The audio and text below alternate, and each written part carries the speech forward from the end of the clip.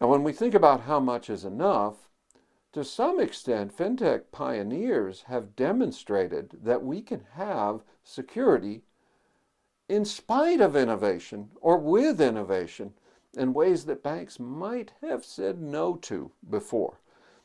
Bitcoin clearly has demonstrated the security of the blockchain technology and approach. This innovation, combining both technology and business processes, has clearly demonstrated that we can have anonymous transactions of large amounts of money in ways that do not require a trusted third party to be an intermediary.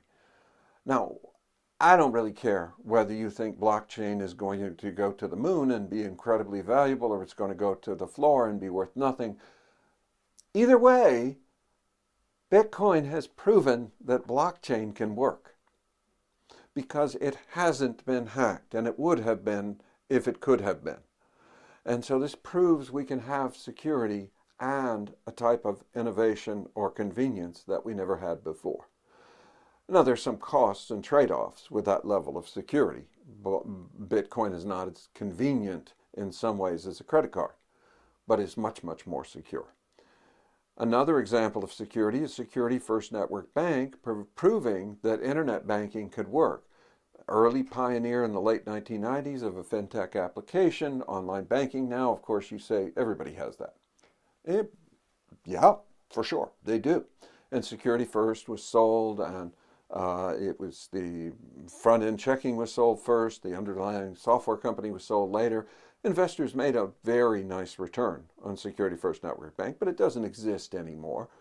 There are many companies that are now more convenient than what Security First did, but Security First never failed because of security. In fact, they were an incredibly secure Unix online banking.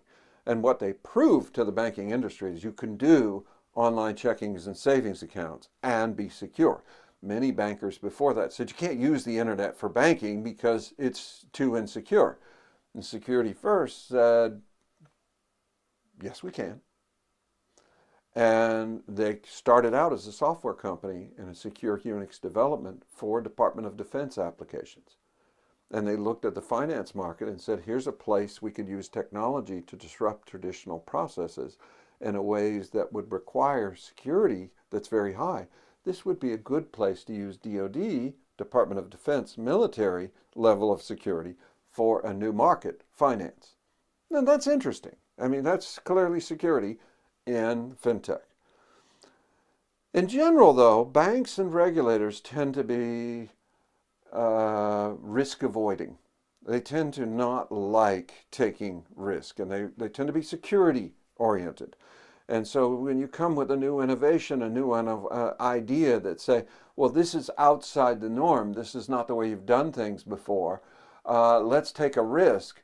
Let's take a risk is not a popular term with many managers in banking.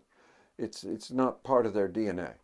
But startups, when you say let's take a risk, oh yeah, that's inherent to what they do. Everything about the business of a startup, everything about the life of an entrepreneur is risk accepting.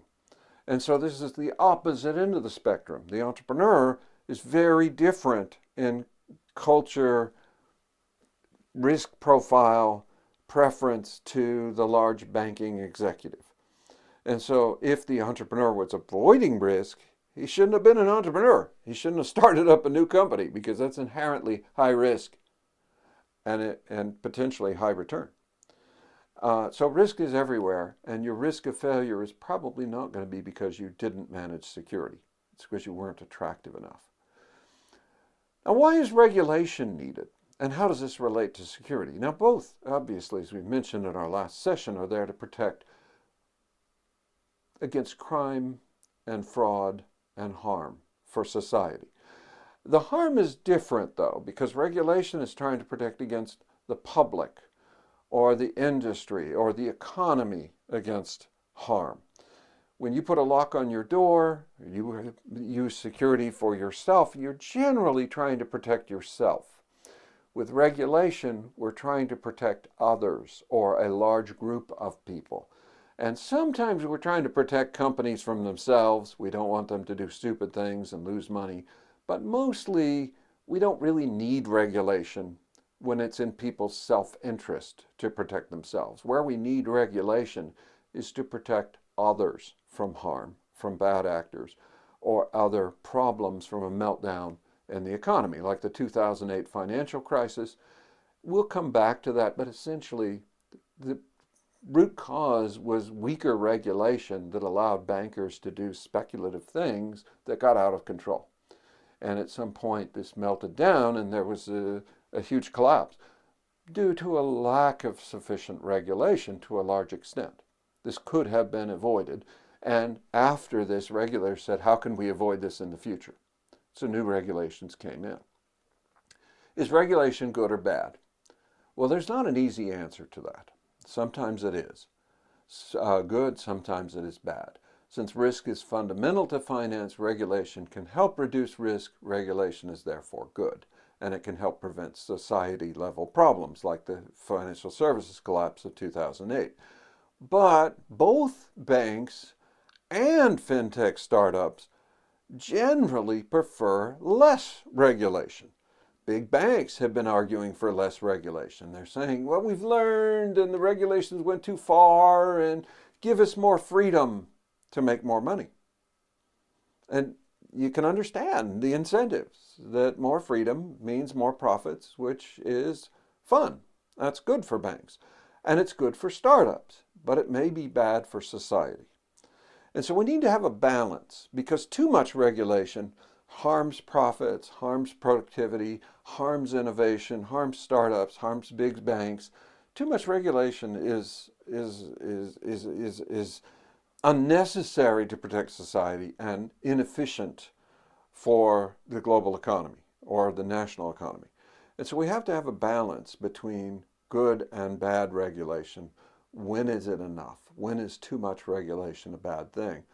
Is our regulation enough, or is it too much, and how do we balance that versus the needs of innovation and inefficiency? Both security and regulation are both needed to reduce risk and fraud and harm. Too much of either security or regulation can reduce innovation, can discourage startups, can inconvenience consumers. So the challenge is to find the right balance of both security and regulation across the financial services industry in an age of disrupting and powerful technology innovation. Thank you.